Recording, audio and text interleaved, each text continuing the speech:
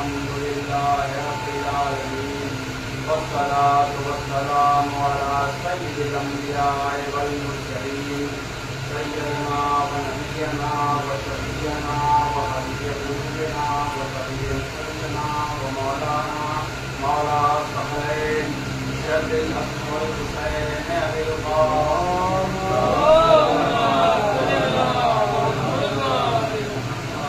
وعلى الطيبين الطاهرين المعصومين المظلومين صلاة الله على المجمعين من يومنا هذا إلى قيام يوم الدين. أما بعد فقد قال الله تبارك وتعالى في كتابه الكريم وهو أصدق الصالحين. بسم الله الرحمن الرحيم ونزلنا إليك الكتاب تبينا لكل شيء.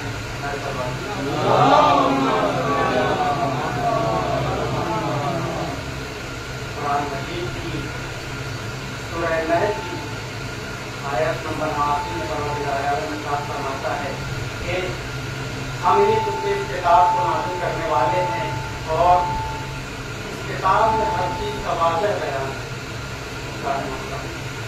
تو جو قرآن مجید کا زیادہ معجزہ ہے سبب یہ ہے کہ قرآن مجید کے اندر جتنی بھی چیزیں ہیں دنیا میں سب کا واضح بیان ہے. تو اللہ کی کتاب ایک معجزہ ہے. اب ہم یہ کیسے سمجھیں کہ یہ کتاب جو ہے واقعی معجزہ ہے, ہمیں یہ معرفت حاصل کیسے ہو؟ تو جب ہم قرآن مجید کو پڑھتے ہیں اور فکر کے ساتھ پڑھتے ہیں تب ہمیں اس بات کا اندازہ ہوتا ہے کہ واقعی یہ کتاب اللہ کی طرف سے دی گئی ہے.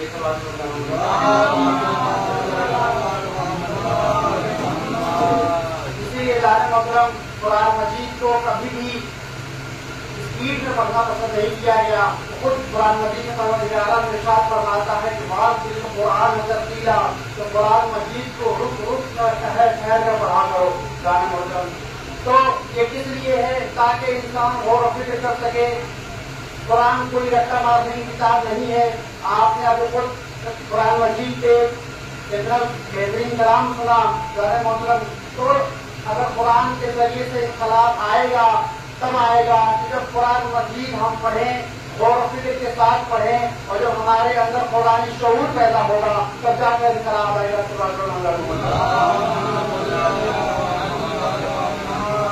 جانے محترم ہو سکتا ہے کہ کوئی انسان 24 گھنٹے کے اندر پورا قرآن ختم کر تلاوت کر اسے بہت ثواب ملے گا. یقیناً قرآن مجید کی تلاوت کا ثواب ہے, لیکن میں یہ سمجھتا ہوں کہ 24 گھنٹے کے اندر کوئی انسان پورا قرآن ختم کر دے اسے اجر ملے گا, بلکہ اسے زیادہ اجر ملے گا کہ جو ایک آیت کو پڑھ کے اپنی پوری زندگی گزار دے. اس طرح پر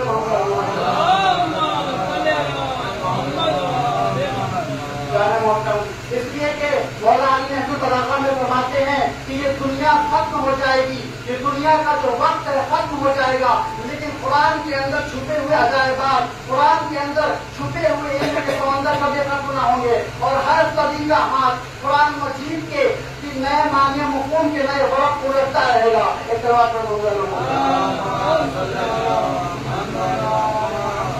جانے محترم لیکن افسوس کے ساتھ یہ کہنا پڑتا ہے کہ جتنا ظلم مسلمانوں نے قرآن کے اوپر کیا اتنا کسی کافر نے بھی نہیں کیا. جانے محترم کافر کو اس بات سے خطرہ ہے, اللہ کی کتاب سے خطرہ ہے.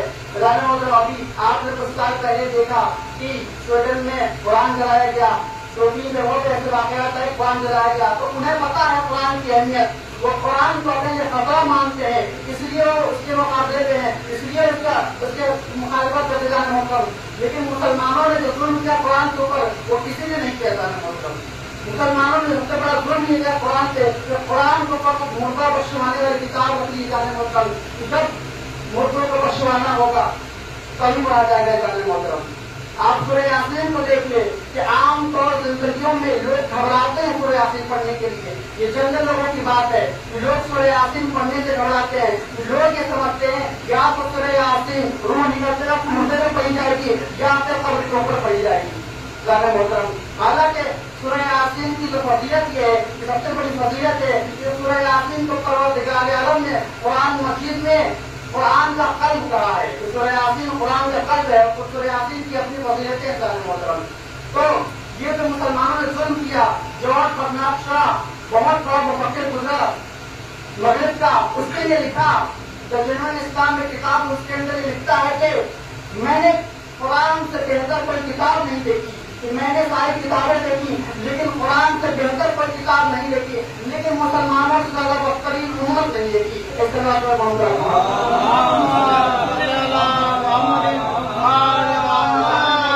ये क्यों हुआ? इसलिए कि मुसलमानों ने कुरान मजीद तो तिलावत तो की, लेकिन और फिर छोड़ दिया जाना मतलब परवरदिगार आलम कुरान मजीद में इरशाद फरमाता है कि हमने गौर फिक्र करने वालों के लिए इसके काम में बहुत सी निशानियां रखी है जाने मतलब। अगर हम अपने आस पास की चीजों को देखें, इधर उधर की चीजों को देखें और कुरान मजीद पे गौर फिक्र करें तो हमें बहुत सी ऐसी चीजें मिलती हैं जो हमारे अकलों को झंझोड़ती हैं, जो हमारी अकलों को खुदा की तरफ खींचने जा रहे हैं मतलब। इसी की एक छोटी सी मिसाल ले लें कि आपने लोहा को देखा ही होगा, आम जिंदगी में हम लोहे का इस्तेमाल करते हैं, लोहे की बहुत सी चीजें हम इस्तेमाल कर जा रहे हैं मतलब। लोहा बहुत मामूली सी चीज है जिसमें इंसान का जहन भी नहीं जाता है जा रहे मतलब। तो जरा गौर करिए कि इंसान लोहा लाता कहाँ से जा रहे मतलब। तो लोहा जो है वो जमीन के अंदर से निकाला जाता है, लोहा जमीन के अंदर से निकाला जाता है, लेकिन साइंसदानों ने हमें बताया कि लोहा जो है वो जमीन के अंदर पैदा हो ही नहीं सकता। जमीन के अंदर इतनी हरारत नहीं है कि लोहे से पैदा कर सके जा रहे मतलब। अब जहन में ये सवाल आया कि लोहा तो हम जमीन के अंदर से निकाल रहे हैं, आखिर ये लोहा जमीन के अंदर आया कहाँ से? तो रिसर्च हुई, रिसर्च के बाद ये पता चला कि आज से लाखों करोड़ों साल पहले जब इस जमीन पर कोई हयात नहीं थी, जब कोई जिंदगी नहीं थी, तब अच्छा लोहा जो है जितनी गर्मी और जितनी हरारत में पैदा होता है, ये हरारत सितारों के अंदर है, ये हरारत सितारों के अंदर पाई जाती है। तो साइंसदानों ने बताया कि लाखों करोड़ों साल पहले जब कोई जिंदगी नहीं थी तब इन सितारों के टुकड़े टूटे और टुकड़े टूट कर जमीन पर गिरे, और ऐसा एक बार भी नहीं बल्कि लाखों करोड़ों साल में लाखों करोड़ बार जब ऐसा हुआ तब जाकर इतनी तादाद में लोहा जमीन पर पहुंचा।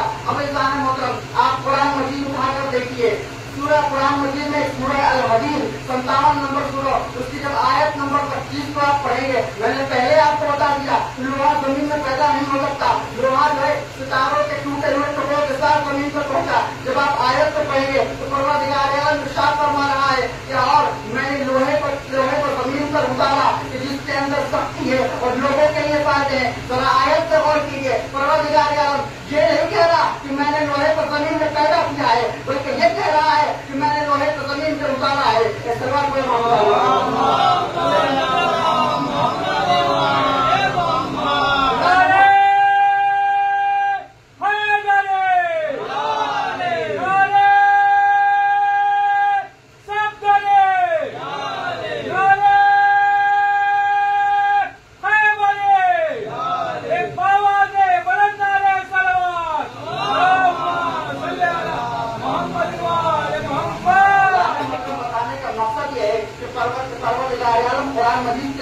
हमारे जहनों को कैसे कैसे हिलाना मतलब कुरान मजीद हमारे जहनों को कैसे निजोड़ता है। जब कुरान मजीद का अगर और फिक्र करे तो हमें बहुत सी ऐसी चीजें हैं, जो तो एक मिसाल है, अभी तो बहुत सी ऐसी मिसालें हैं जो हमारे जहनों को निजोड़ती है और ये हमें बात में मानने पर मजबूर करती है कि ये कलाम किसी बंदे का नहीं है, बल्कि ऐसे ये कलाम है जो बंदे से भी ऊपर है। ऐसे बात पर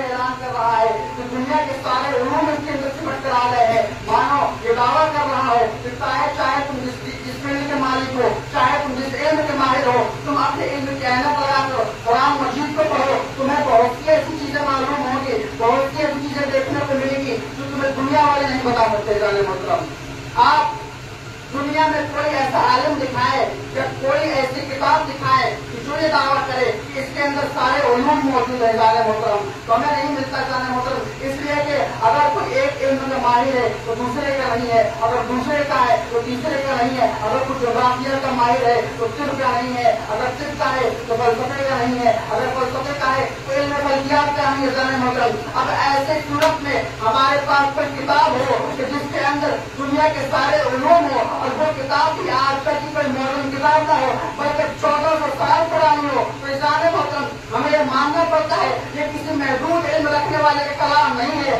बल्कि उसका कलाम है कि जिसका इल्म लामहदूद है, वो सब नॉलेज है। इस सवाल पर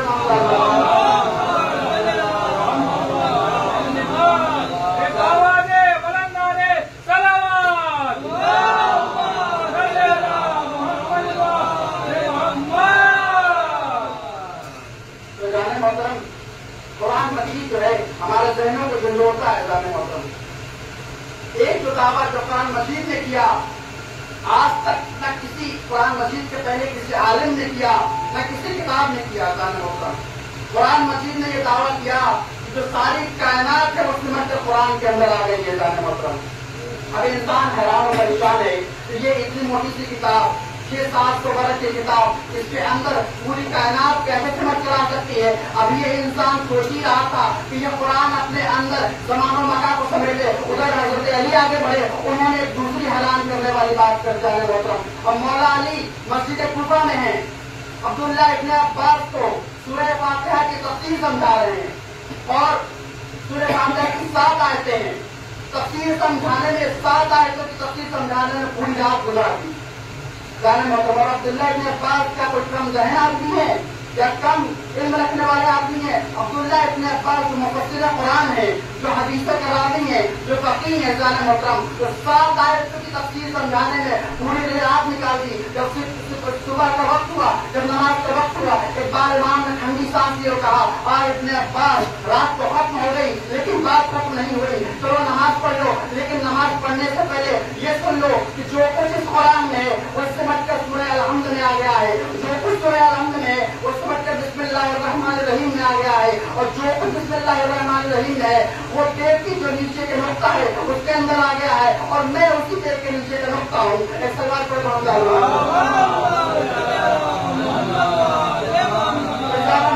पता ये चला कि कुरान मजीद की एक सिफत ये है कि अगर फैले तो पूरी कायनात को अपने अंदर समेट ले और सिमट जाए तो एक नुक्ते की शक्ल अख्तियार कर ले। एक सवाल पर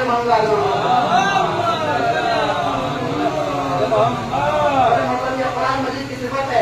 मैंने आपके सामने इमाम की हदीस पेश की। इमाम ये फरमाते हैं कि जो कुछ कुरान में है वो सिमट कर सूरह फातिहा में आ गया, जो कुछ सूरह फातिहा में है वो सिमट कर बिस्मिल्लाहिर्रहमानिर्रहीम में आ गया, जो कुछ बिस्मिल्लाहिर्रहमानिर्रहीम में है वो सिमट कर बेग के नीचे के नुक्ते में आ गया और मैं वही बेग के नीचे का नुक्ता हो जाने मतलब हदीस अभी आदि है, आदि हदीस बाद में पेश करूंगा। इस हदीस को समझने के लिए पहले हम कायनात के खिलकत पे जो नजरिया है उस पर गौर करें कि जब हम वो समझ लेंगे तो हमें हदीस के मफहूम भी समझ में आ जाएगा। तो इल्म फल्कियात में कायनात के खिलकत का जो सबसे लेटेस्ट और मॉडर्न नजरिया जिसकी कोई इंतकात नहीं है, जिसे नजरिए को किसी ने बातिल करार नहीं दिया, सबसे मुस्तहकम नजरिया है, वो नजरिया ये है कि कायनात जो है इतनी वसी कायनात कि जिसकी सरहदें लामहदूद हैं, जिसकी सरहदें हम देख नहीं सकते। ये जब बनना शुरू हुई थी तो एक छोटे से जर्रे के रूप में, एक छोटे से जर्रे की सूरत में, और इस कायनात की जो सरहदें हैं वो मुसलसल फैलती जा रही है। कायनात की सरहदें हैं वो मुसलसल फैलती जा रही है और इस कायनात के अंदर जितने भी सैयारे हैं, सूरज हैं, सितारे हैं, जितनी भी चीजें हैं सब एक दूसरे से मुसलसल तौर पर दूर होती चली जा रही है। ये इल्म फल्कियात का नजरिया है। मतलब अब दो चीजें अगर दूर जा रही हैं तो इस बात की दलील है कि ये दो चीजें कभी एक जगह इकट्ठा की हुई। इसी से नजरिया निकाला गया कि कभी जो कायनात थी कभी एक जगह इकट्ठा की और एक जर्रे के रूप में की जाने मतलब जर्रे की शक्ल में की जाने मतलब। अगर इस बात को और आसानी से समझना हो तो इंसान एक बैलून ले, गुब्बारा ले, उसके ऊपर 2 डॉट लगाए और उसमें जब हवा भरेगा तो दोनों निशान एक दूसरे से दूर होते चले जाएंगे। बस यूँ समझ लीजिए ये कायनात भी एक दूसरे से यूं ही दूर होती चली जा रही है। तो ये नजरिया जो सबसे लेटेस्ट नजरिया था, जो सबसे लेटेस्ट इल्म फल्कियात का नजरिया था, अब इंसान मैं आपके सामने मौला अली की हदीस पूरी करूँ कि मौला अली फरमा रहे हैं तो जो कुछ कुरान में है वो सिमट कर सूरह अल-हम्द में आ गया, जो कुछ सूरह अल-हम्द में है वो सिमट कर बिस्मिल्लाहिर्रहमानिर्रहीम में आ गया, जो कुछ बिस्मिल्लाहिर्रहमानिर्रहीम में है वो सिमट कर बेल के नीचे के नुक्ते में आ गया और मैं उस बेल के नीचे का नुक्ता हूँ और ये वही नुक्ता है कि जिसे जमीन और आसमान को कम किया गया है। इस सवाल पर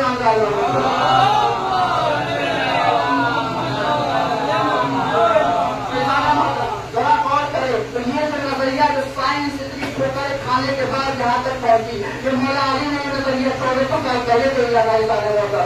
तो ये फलकियात की नजरिया मुझे इमाम ने 1400 साल पहले दिया जाने वाला। तो इस तरह देखते हैं कुरान मजीद हमारे जहनों को झंझोड़ता है, हमारी अकलों को झंझोड़ता है। जाने मोहतरम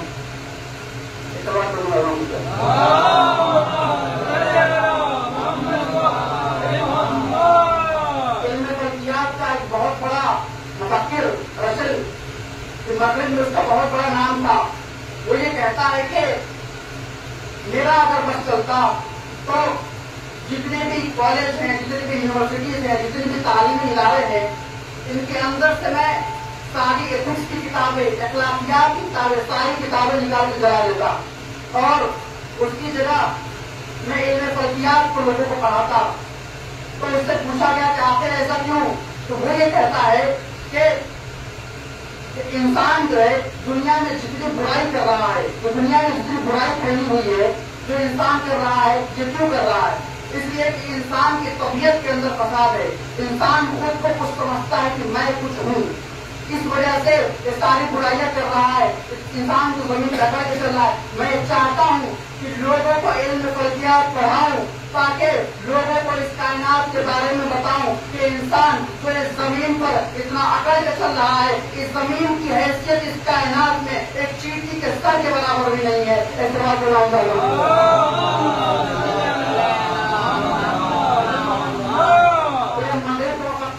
कि जो दहलिया है वो अल्लाह को नहीं मानता, मगर उसके नजरिए में और इस्लाम के नजरिए में फर्क है कि वो कायनात को दिखाकर लोगों को मुतासिर करना चाहता है, लोगों को उनकी खुदी याद दिलाना चाहता है। हम ये कहते हैं कि तू यही क्यों किया, तू इस कायनात के खालियों को लोगों को क्यों नहीं दिखाता कि जब पैदाशुदा कायनात को देखकर लोग मुतासिर हो सकते हैं, तो इस कायनात को पैदा करने वाले को देखकर क्यों नहीं मुतासिर होंगे। ऐसे बात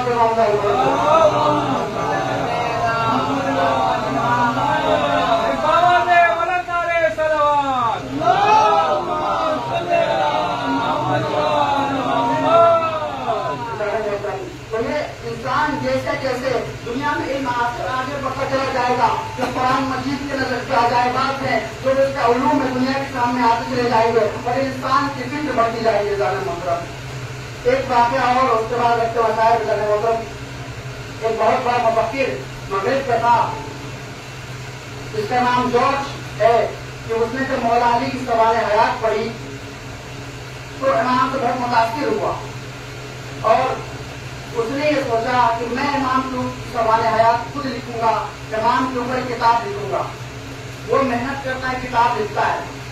उसके बाद वो खुशी खुशी बहुत से तालीम इदारों के पास पहुंचा कि उसकी किताब छप जाए, क्योंकि उसके पास इतने पैसे नहीं थे कि वो अपनी किताब छपवा सकता है। तो बहुत से मुस्लिम इदारों के पास गया और कहा कि मेरी किताब छपवा दो, मैंने तुम्हारे रहनुमा के ऊपर अपनी किताब लिखी है। लेकिन किसी ने ध्यान नहीं दिया, लोग इनकार कर देते थे। काफी बात बहुत के बाद जब वो बिल्कुल मायूस हो गया, वो चर्च में जाके बैठा हुआ था। तभी वहाँ एक पादरी था, वो कहता है कि क्या हुआ, क्यों इतने उदास हो, क्यों इतने मायूस हो? वो ये कहता है कि ऐसी ऐसी बात है। उसने पूरा माजरा सुनाया तो वो कहता है कि बस इतनी सी बात, तुम हमसे रकम ले लो और किताब को छपवाओ, जितना तुम्हें मुनाफा हो उसके बाद हमारी रकम वापस कर देना। किताब छपी, काफी मकबूलियत मिली।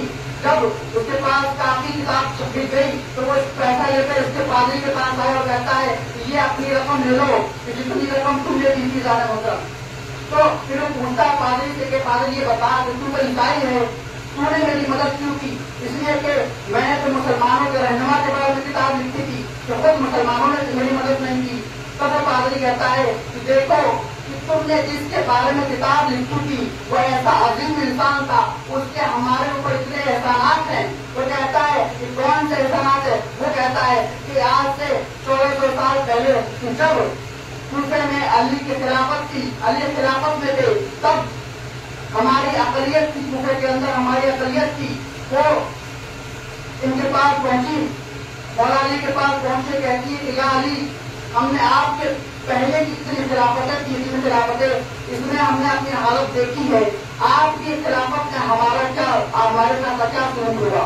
उन्होंने बोला تو امام نے صرف اتنا کہا تھا کہ جاؤ تمہارے ساتھ کوئی ناانصافی نہیں ہوگی، لیکن علی نے ہمیں اتنے حقوق دے دیے تھے اپنی حکومت میں، اتنے حقوق ہمیں عیسائی حکومتوں میں نہیں ملے. اس طرح سے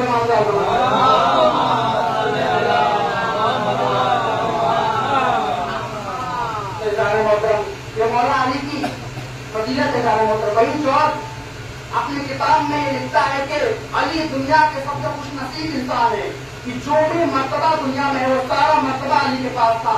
کہ علی سب سے بڑے عالم تھے، علی سب سے بڑے مفکر تھے، علی سب سے بڑے مجتہد تھے، علی سب سے بڑے مجدد تھے، علی سب سے بڑے عالم تھے، علی سب سے بڑے سائنسدان تھے، علی سب سے بڑے جنگجو تھے. لیکن ایک لمبی چوڑی فہرست اس کے بعد آخر میں لکھتا ہے کہ علی جتنا خوش نصیب تھے علی اتنے بد نصیب بھی تھے، اس لیے کہ علی کو وہ زمانہ نہیں ملا کہ لوگ علی کی عزت کر پاتے. تو وہ اپنے عقیدے کے حساب سے لکھتا ہے کہ علی اتنے بد نصیب تھے کہ جو زمانہ علی کو ملنا چاہیے تھا، جو عزت علی کو ملنی چاہیے تو نہ ملے جانے محترم. تو یہ مولا علی کی مصیبت ہے کہ وہ ایسے لوگوں کے درمیان تھے کہ لوگ مولا علی کے علم کو پہچانتے نہیں تھے جانے محترم. جارج برنارڈ صاحب اپنی کتاب میں لکھتا ہے کہ علی نے میرے کوفہ پہ سرونی کا دعویٰ کیا کہ جو کچھ چاہو مجھ سے پوچھ لو، میں زمین کے راستوں پہ جاتا، آسمان کے راستے پہ جانتا ہوں. جارج برنارڈ صاحب کہتا ہے کہ اگر میں اس زمانے میں ہوتا تو میں علی سے ضرور پوچھتا کہ چاند پر جانے کا راستہ کیا ہے، کیونکہ مجھے پورا یقین ہے علی کو چاند پر جانے کا راستہ پتا چل جانا ہوتا.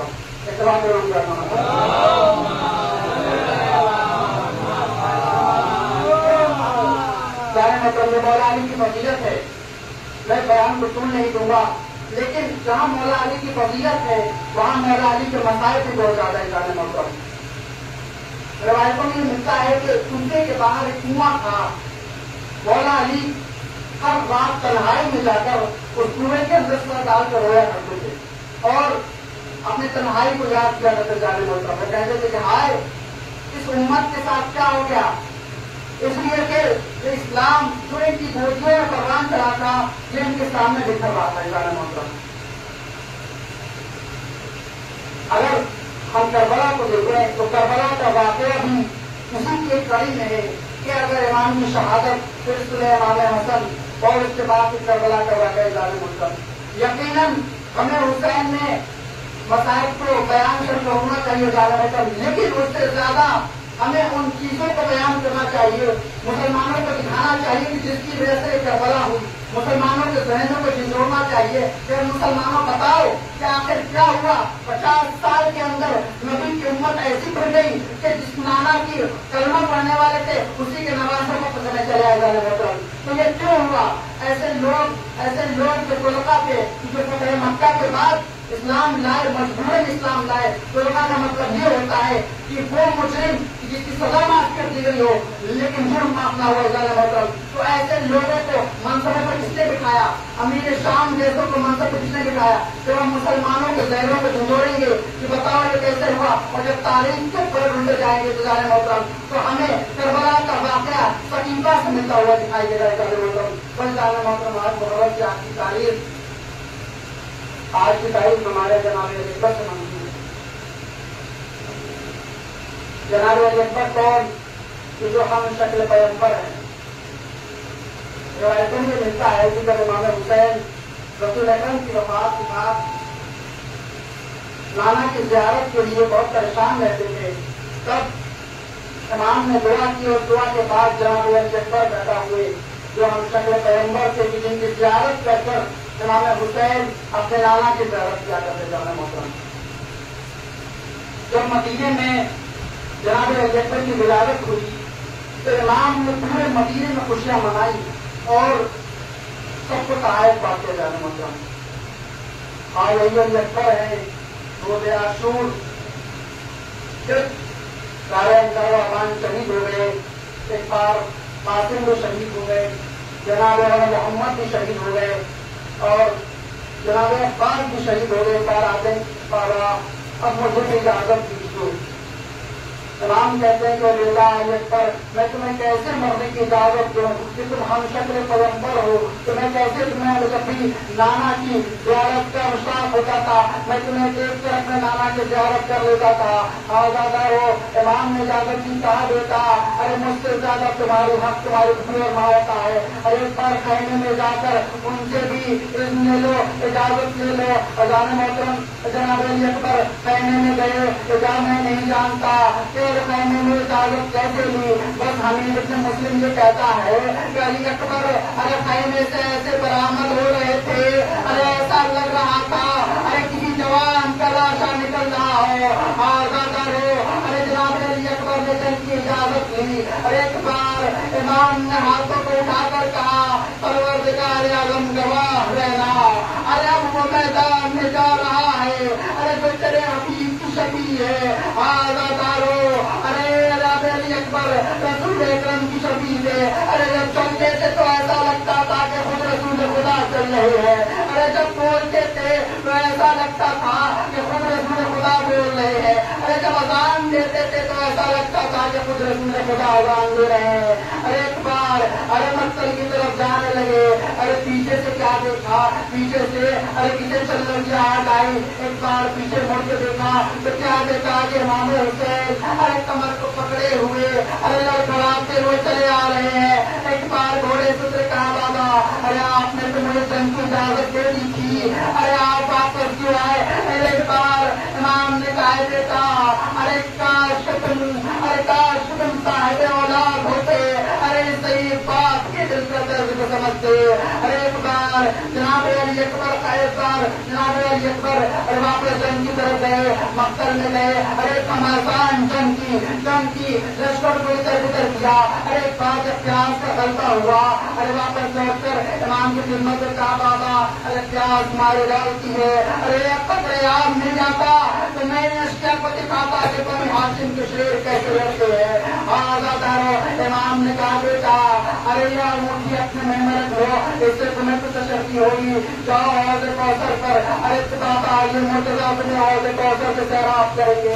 अरे एक बार अली अकबर अरे वापस मैदान में पलटे, अरे हमला किया, अरे एक शकी ने छुप कर ऐसा नेजा मारा, अरे नेजा सीने से तेवक्त होकर पुष्ट से पार हो गया और नेजे की अरे नेजे की सीने में टूट गई। आज़ादारो एक बार जनाब अली अकबर ने अरे इमाम को पुकारा बाबा अरे मेरा आखिरी सलाम कबूल कीजिए आज़ादारो। अरे जब भी करबला में कोई शहीद गिरा था अरे उसने इमाम को मदद के लिए पुकारा, लेकिन जनाब अली अकबर ने मदद के लिए ना पुकारा, बस कहा बाबा आखिरी सलाम कबूल कीजिए।